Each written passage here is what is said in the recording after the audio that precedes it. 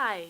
Over the past few weeks, there has been a lot of talk as to whether GES ban on corporal punishment was the right way to go. Some say it's right, others say it's not. Today, we have in the studio with us the lead consultant at Neogenics Education Group to tell us whether the GES ban on corporal punishment was the right way to go. You are watching Education in Focus on School World TV. My name is Ruth Bazeng. We'll be right back after the break. Do stay tuned.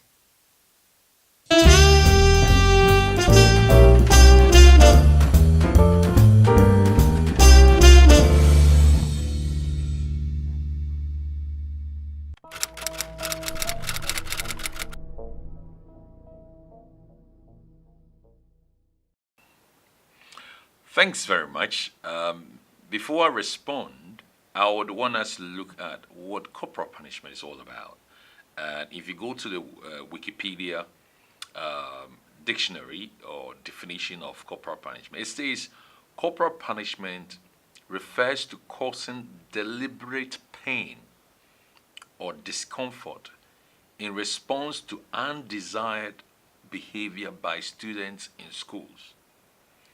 It often involves striking the student either across the buttocks or on the hands with an implement such as a rotten cane, wooden paddle, slipper, leather strap, or wooden yardstick. Less commonly, it could also include spanking or smacking the student with an open hand, especially at the elementary school level.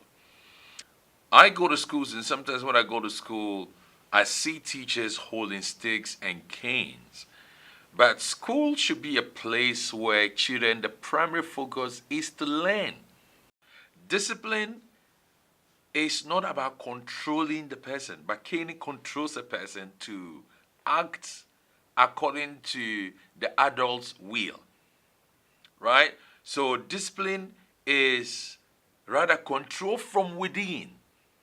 So anything we can do to ensure that the child has that ability to make decisions, control the self, and control their actions from within, rather from external, is discipline, right? So for discipline and corporal punishment, for me, it's totally far. Corporal punishment is like behaving like a commander and a dictator. You do it my will or you get punished for it, right? And the reason why teachers are into corporal punishment is because they have not been taught or equipped with alternatives. And we should rather empower teachers with positive alternatives to make sure that children develop discipline and know what to do at each particular time. In this part of the show, we usually take people's views on issues we are discussing. So, we hit the streets of Accra and we took the views of parents and guardians. What's their take on the GES ban on corporal punishment? This is what they had to say. This is School World TV, your power to learn, teach, and lead. I don't think we should encourage corporal punishment. We should rather find reformative ways of, correcting children. What I think is that it's not something we should completely take out because it has its good and bad section. Of course, it shouldn't be a means to mete out on just punishment to their children or the kids. But it's not something that should be totally taken off. I think it can be used, but it should be measured so that the children can know that there is punishment if they do what is not societally agreeable or acceptable. The school authorities can somehow give out little or menial punishments to our kids, I believe. Because whilst we are with them in our houses, in our homes, we do give them one or two punishments that would serve as or that would correct them from committing minor offenses. Yeah, so I believe it's it wouldn't be bad if a school or a school authority gives punishment to our children when they go to school. The coordinator is that I don't think they should ban all forms of corporal punishment. Yes, the emotionally draining one, the emotionally taxing one, the ones that will put trauma on the child, yes, you can ban them. But, as the Bible says, we are a Christian believing country, so you spare the rod and you spoil the child. So there definitely needs to be some form of corporal punishment, but not the emotionally traumatizing ones. The impact is enormous. I mean, it gives a lot. It's number one, it affects self-initiative, because if the child has to be keen to do a thing, then he always wait when you're around before they do it. So it kills self-initiative. Number two, it promotes intimidation.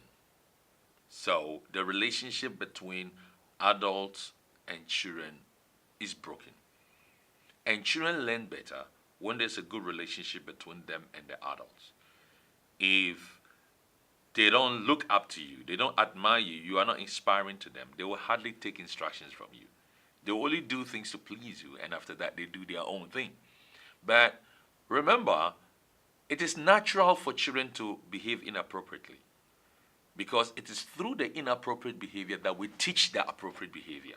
I would say, number one, there should be respect. Number two, have a behavior policy in place so that the children know the consequences and also complement the consequences with rewards.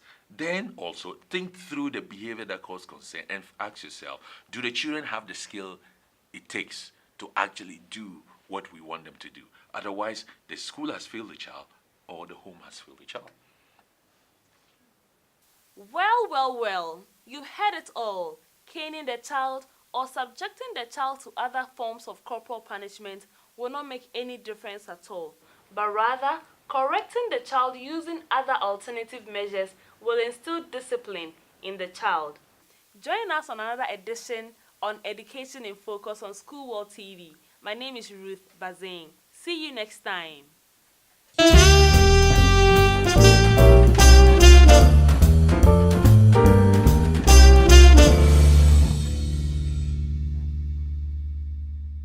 Thanks for watching School World TV, brought to you by Neogenics Education Group.